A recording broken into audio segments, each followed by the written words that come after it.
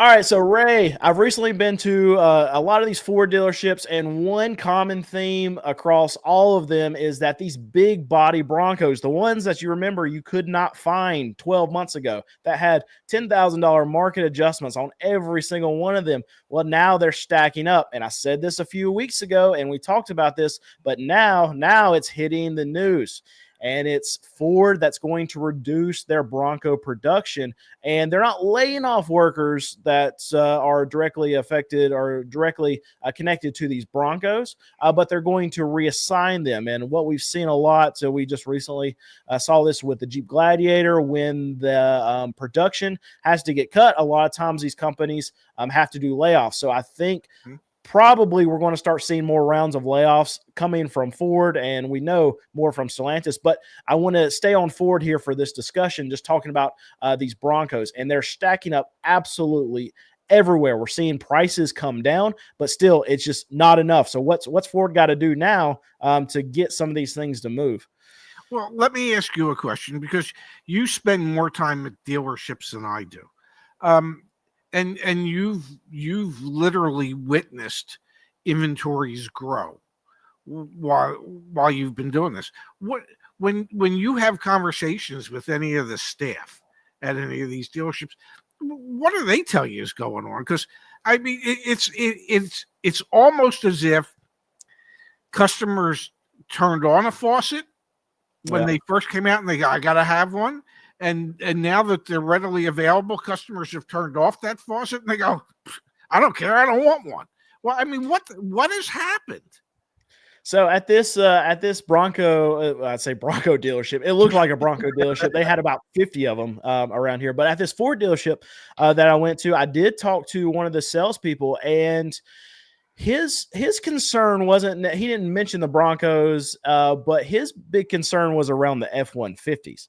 And a lot of the conversations I've had with the salespeople is, okay, what's moving, what's not, and it all goes down to price point. And this is not something that we're surprised by at all.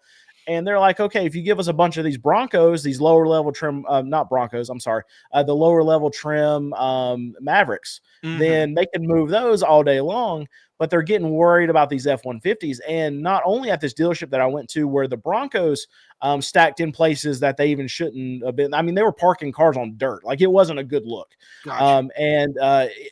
In their section where they were parking these F-150s, they had a full line going across this way, but then in front of the F-150s, they had more F-150s double stacked this way. So if they wanted to move one of these F-150s, they needed to move 3 or 4 other F-150s just to get the thing out.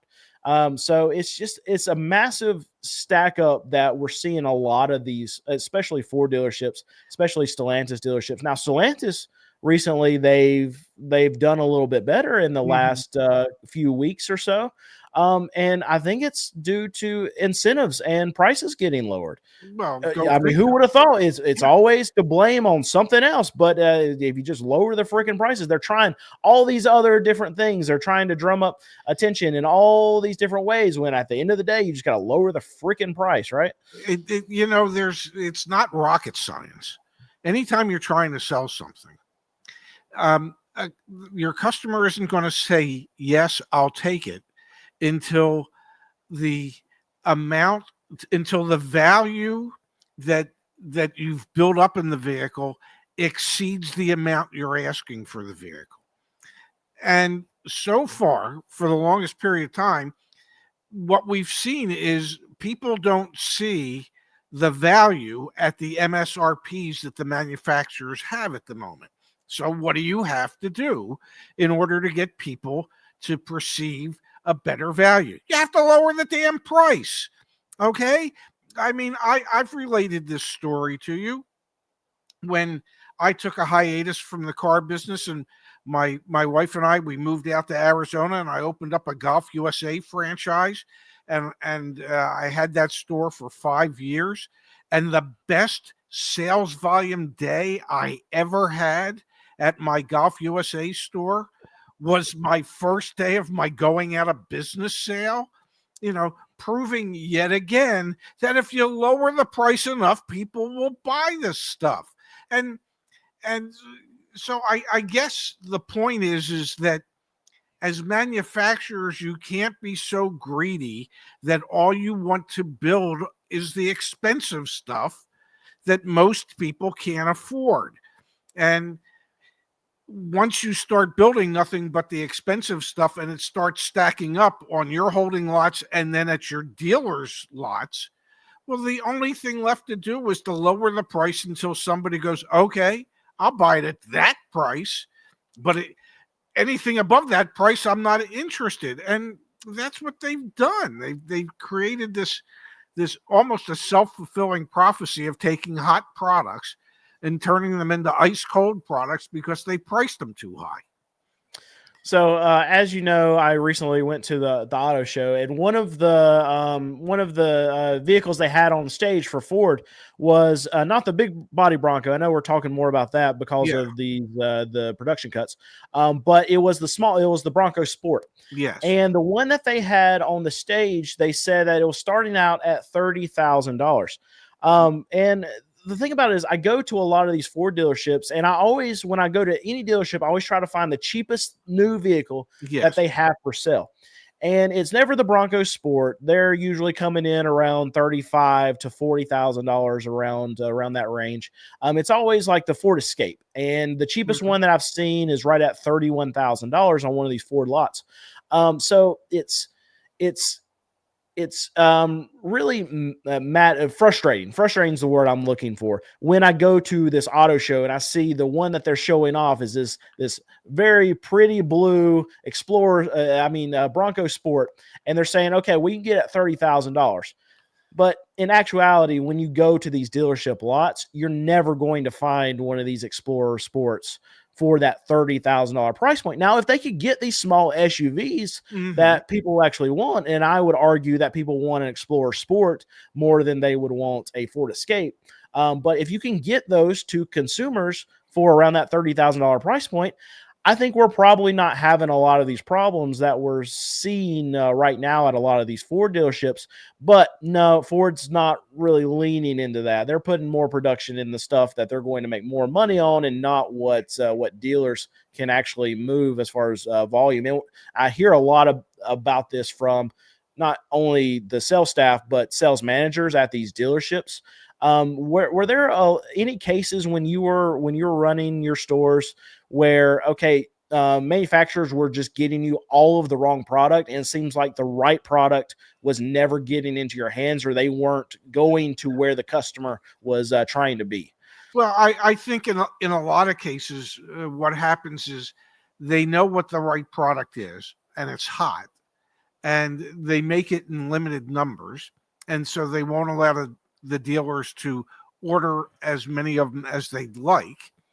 And then what ones the manufacturer is building is going to the manufacturer to hold on to, so that their factory reps can then say to their dealers, hey, I need you to do me a favor. I need you to take a few more F-150s and those cheap Broncos that you're looking for.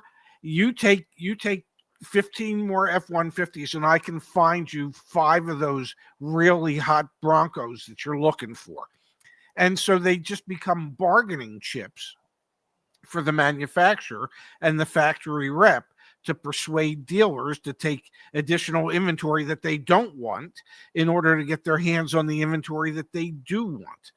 And yeah, many times, manufacturers are the ones who decide what gets built. Dealers can tell them what we would like for you to build, what our customers are indicating they would like to see, but it doesn't mean that the manufacturer has to pay any attention to the information that you're sharing with them that is coming from the customers who might actually want to buy this stuff. And so it all really started in earnest during the chip shortage, when there was a limited number of vehicles that could be built, and the manufacturers saw that dealers were charging $15,000-$20,000 over MSRP, and the manufacturer said, well, damn it, we're just going to build more expensive stuff so we can make more money. And that's when it all started, where they basically, every manufacturer said, we're going to abandon our base customers, the ones who have made us successful. We're going to abandon them completely and only cater to the handful of people that can actually afford the overpriced stuff that we want to build, because that makes us the most profit. And they haven't gotten away from that yet. Yeah, I want to pull this up in the article. It says, this is a quote: "We are encouraged by the momentum heading into the end of the year, which, along with this production adjustment, should further balance inventory of model year 2024 vehicles." Remember that, because that's something I want to talk about here in a second. As we head into the launch of model year 2025, and that's what the company said. So, what was interesting about this Ford dealership that I went to is every one of those Broncos that we saw, they were 2024s. Mm-hmm. So what's like every other brand that I go to, we're starting to see a lot of 2025s come out and hit these dealership lots. Do you feel like Ford is holding back some of these 2025s because they know that dealerships are having such a hard time moving out a lot of these 2024s? And in that situation, okay, that 2025 now directly competes with that 2024 that's sitting on there. And I don't know that Ford even cares about its dealer body as far as if they have to lower the prices or whatever, but is Ford trying to keep the price of the big body Ford Bronco up by not cheapening the 2024s by overloading the dealers now with the 2025s? All right, you might not know this, but this is a brand new channel, and you know what we need for you to do? We need you to subscribe, because if you're watching this, I can see the numbers. You're not subscribed, so just hit that button for us. It doesn't cost you a thing, and it really helps us out. Well, if they're smart, they don't want to send the 2025s yet. I mean, it used to be that you would see the next model year cars coming out in August and September and October. Now, apparently, it's getting a little later and later every year. But I know there's a lot of brands that are still doing it in August and September. Hell, BMW and Mini probably do it in July. But the key is, if you're overloaded with your 2024s, you don't want to exacerbate the situation by then shipping 2025s. You don't want to become Stellantis and have 2023 Ram 1500 pickup trucks in stock alongside a 2024 and 2025 Ram 1500 pickup trucks in stock. You don't want to do that again. So it makes sense for the manufacturer to hold on to these vehicles so the dealers can sell down.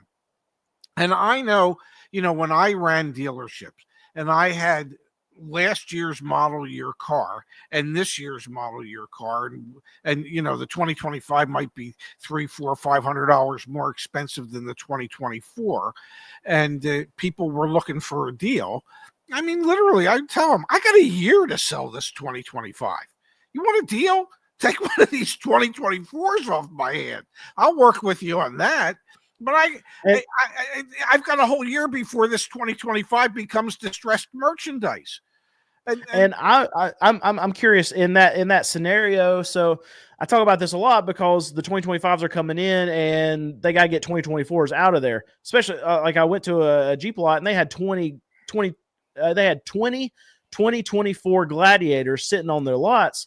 And I know that the new MSRP of the Gladiator Sport is $3,000 cheaper than what the 2024 is. So in those situations, what did you do when you had the 2024 and 2025 sitting next to each other? How much did you discount that 2024 to get that thing moved? Whatever it took. Whatever it took. Okay. Yeah, whatever it took, because it wasn't going to go up in value. We already know that it's dropped $3,000 in value because, well, the 2025 is $3,000 less. It didn't do anything to the vehicle other than lower the MSRP. So You can't just sit on it. Whatever loss you might have to take, and my suspicion would be is that Stellantis has put some pretty hefty incentives on those 2024 Gladiators to encourage their dealers to sell them and be able to take what looks like a front end loss because they'll be getting back end money from Stellantis himself. But yeah, that's what you have to realize that there's very few automobiles out there that actually can go up in value sitting around waiting for somebody to buy it. Might be a Bugatti or two, a Ferrari or two, but any of these mass market brands, ain't none of them getting more valuable because they're like a fine wine. They're not. Okay, they're sitting there taking up valuable space, costing you money to floor plan it every month. Move the metal, move it along. It looks better in somebody else's. I mean, I used to tell customers, I mean, that's a great looking car, Ray. You want to know how it could look even better? Yeah, really, how? In your driveway, not mine. Okay. It's going to look so much better in yours than it does in mine. And that's what you have to realize as a dealer. The stuff's great for display for like the first 10 minutes. Otherwise, get rid of it. Okay. The manufacturers have proven time over time that they'll figure out a way to replace every one of these damn things. So whatever you get, take it. Move on with life. Move on to the next hot item. Yeah, so it says in this article too, Bronco sales are down 10% through October. Talks about this was once a hot off-road vehicle. And it says that dealers, look at this. It says that dealers say that they're not concerned. I can promise you that dealer that I went to that had 50 big big body Broncos stacked up at that dealership where they couldn't even move them out if they wanted to. That dealer is concerned. So I don't know if Automotive News is talking to the right dealers, but that dealer, I can promise you, is concerned about the amount of Broncos that they have on their floor plan right now. I can assure you that quote that their dealers are not concerned came directly from Ford Motor Company and not from any of their dealers, because there's only one thing the dealers are concerned about, and that's the inventory that's building up and sitting there. Okay. And so, yeah, that might be corporate speak for, we know we got to move these things because they're going to be screaming so loud at us in the next 10 minutes about what are we doing to move these things. Yeah, the dealers are concerned. Of course they are. And so this is a good example. We talk about negative equity all the time, but we can show you a real world example right here and how it can get so bad. That Edmunds article that was released saying that there's a large percentage of people that have negative equity that are upside down like $15,000. How does that happen? Well, it happens with the Ford Bronco. So 12 months ago, 18 months ago, however long you want to go back, you could have gotten a $50,000 Ford Bronco for the low price of about $70,000. Because the dealers would add a $10,000 markup on top of that $50,000. You would get a $5,000 package or whatever with paint protectant, clear coat, all the junk, nitrogen, all the junk that they wanted to add. So you go up to $65,000. You're going to have some kind of F&I product that's added on the back end, and then you're going to be paying interest, tags, everything else, right? So you're going to own this Bronco for $70,000.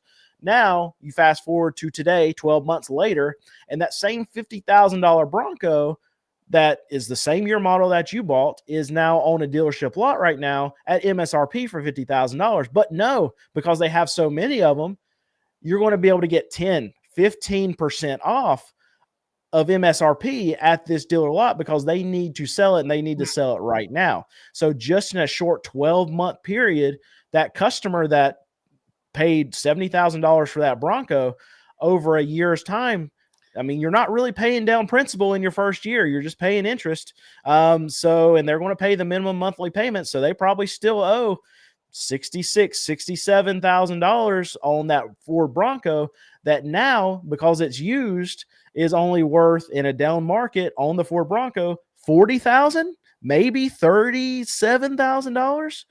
On a good And day, it's 40 grand. On a good yeah, day. and this is how you get into the situation that we're in right now with all this negative equity, because these people that were crazy and went out and paid these market adjustments on this big body Ford Bronco, well, now they're upside down $20,000 on this thing. Well, and 3 years ago when there were shortages and there was this huge fear of missing out, that people gladly overpaid in order to buy some of these vehicles. 5, 10, 15, $20,000 market adjustments because there were shortages. Well, that's a market adjustment is air. Okay, that's all it is. You are not getting anything other than the privilege of moving to the head of the line to buy it. There is no added value to the vehicle that you're buying. Okay, they just made it $10,000 more expensive. Well, once things get back to normal, and we're back to normal, and vehicles are depreciating at normal rates again, well, anybody that did that is sitting in a disastrous position, because they couldn't just say no. They had to have it. And now they're so far upside down that if they needed to get out, they couldn't. Or if they needed to get out, they would have to participate by bringing tons of cash to the transaction. There's a reason. I used to train my salespeople to say, the average amount of negative equity on a vehicle today is somewhere around $6,500 to $7,000. Assuming yours is somewhere in that range, how are you planning on handling your negative equity? Because it ain't my problem, ladies and gentlemen. I'm not the one that signed up for all that. You did. So how are you going to handle it? And this is one of the big concerns coming from a lot of these salespeople that I talk to. I'm honestly, a little side tangent. I'm surprised of how many salespeople will actually come up and talk to me.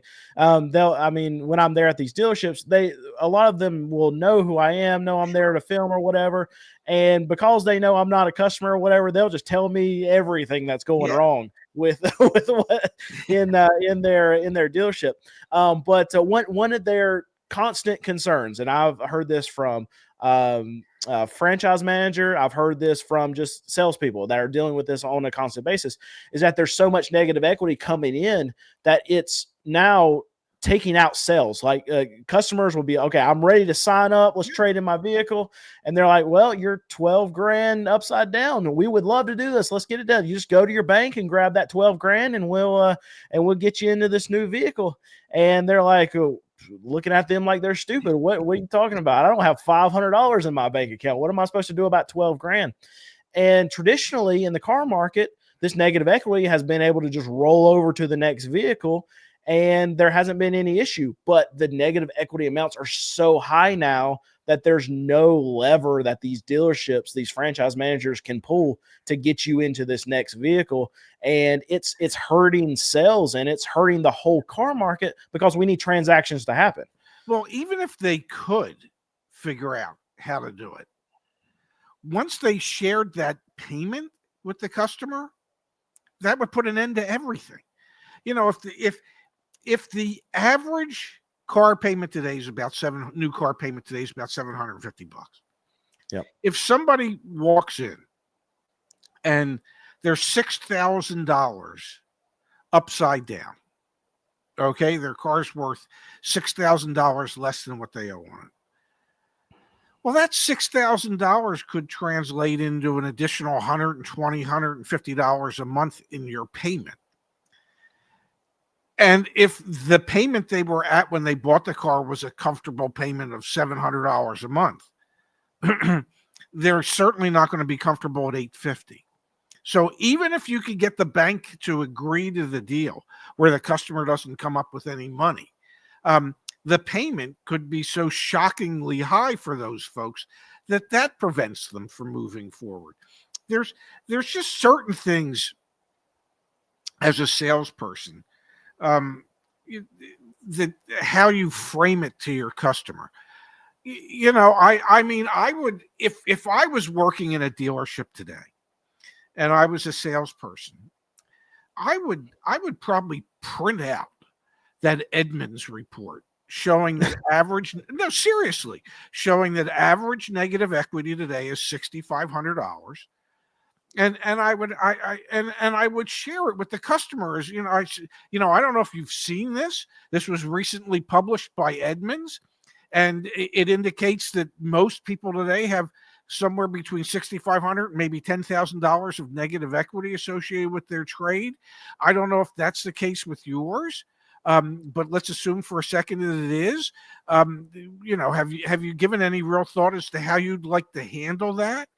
Okay. And that is like a semi non-confrontational way of making people aware of it.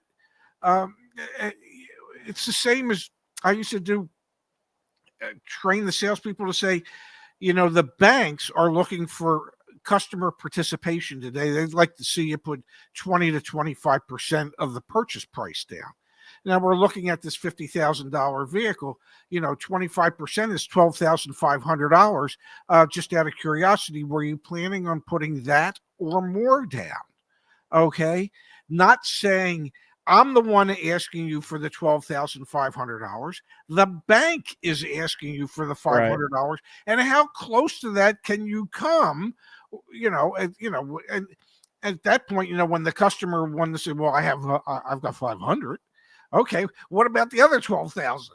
How can it adjust in a non-confrontational way that it's the bank asking for it, and you need to reevaluate how much it is that you were willing to walk in here and put down. And that's a way to do it, so that you're not the pushy salesperson saying, well, damn it, I need all this money. No, the bank would like you to put it down. Is they're trying to help you protect your own interests here so that you don't get too far over your skis. And you've got to, as a salesperson today, you've got to figure out these non-confrontational ways to explain this to your customers, because most of them are going to be shocked when they find out. And you need to prepare them for that shock before, I don't know, you got to get the paddles and scream clear.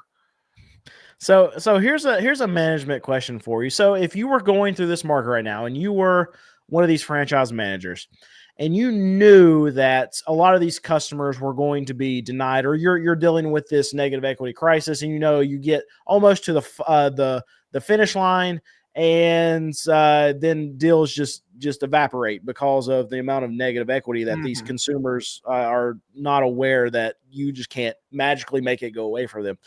Are you having your salespeople poke at the beginning of that sale so time is not wasted on a customer that is not going to become a customer, about this negative equity right before like they even go on a test drive or anything like that?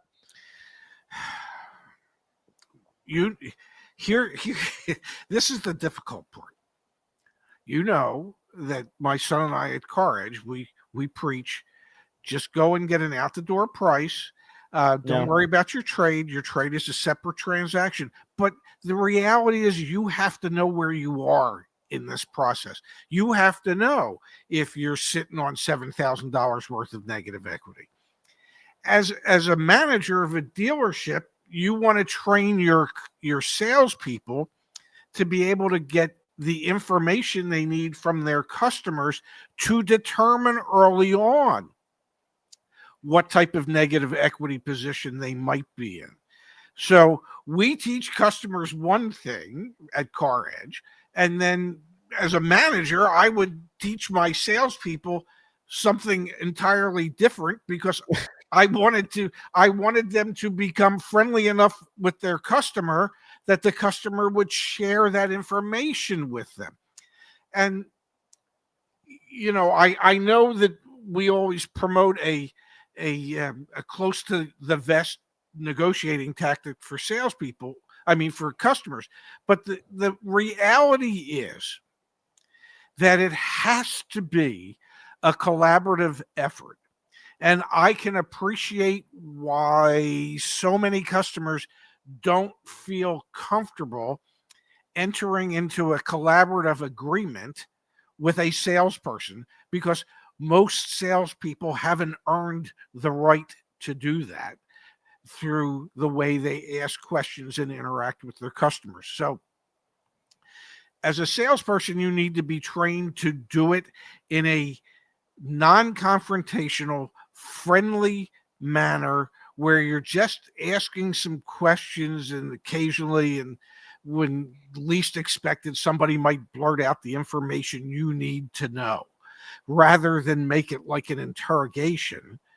So it has to be conversational and consultative, and it has to be set up by the premise, and the premise has to be explained by the salesperson, that in order for this to work, you have to realize, Mr. Customer, I have the same goal you do. You want to buy a car, I want to sell a car. It's incumbent upon us working together to figure out how we can make that happen, and we can both be happy at the end of the day.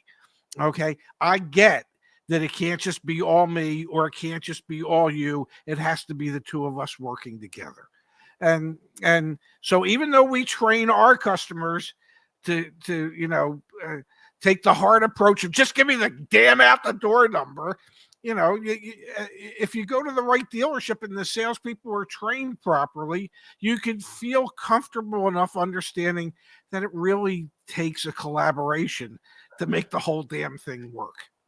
So that was a very long and diplomatic answer. And I think what I heard in there is that, yes, I would tell my salespeople to find out as quick as possible if they had negative equity. Absolutely. Yeah, okay.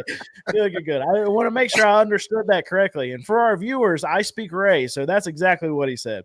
Yeah, no, no, exactly. But you have to do it in such a way that you don't feel like you're compelling the customer to give you that information. Right. Yeah, I get it. And a similar thing at my dealership, and we're not nice about it. We're gonna find out. So yeah, if a lot of times we'll have a situation where a car is $3,500, and a customer will walk in and say, "Well, I have only $3,500. So what can you show me?" So we're like, "Okay, well, we have some $3,000 cars because you got to pay your taxes and your registrations, yeah, right?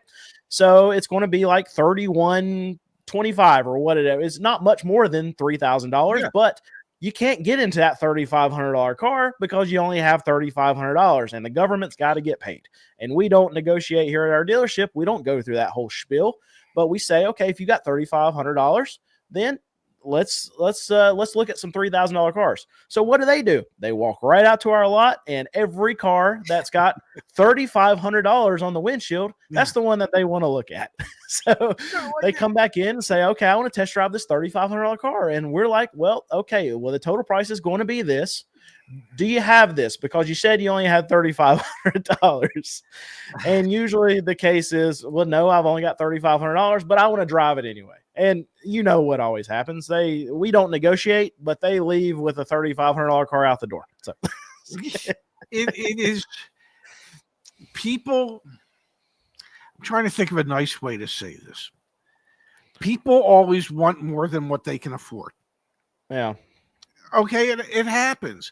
Yeah, I've got $3,500 spent. Okay, great. You need to look at a $3,000 car. No, but you didn't hear me. I've got $3,500 to spend. Well, between the car and the state fees, a $3,000 car is going to be $3,500. You need to look at $3,000 cars. But I got $3,500 to spend. I get that. Okay, and it's like when a customer used to come in and they go, "Hey, I got $500 to $1,000 down, and I want my payment to be $350 a month on this $30,000 car." It never works. The math don't math. Okay, and it's like people always want what they can't afford, and you have to spend a good part of your time educating them as to why. And literally, you think to yourself, and I mean this in the nicest way I can say it. You end up thinking to yourself, how can they be so damn stupid? Why can't they do the math before they get here? because it doesn't seem that hard. And maybe for people who are in the car business, it doesn't seem hard because we deal with it every day. But for people who aren't in the car business, it's an impossible concept to comprehend.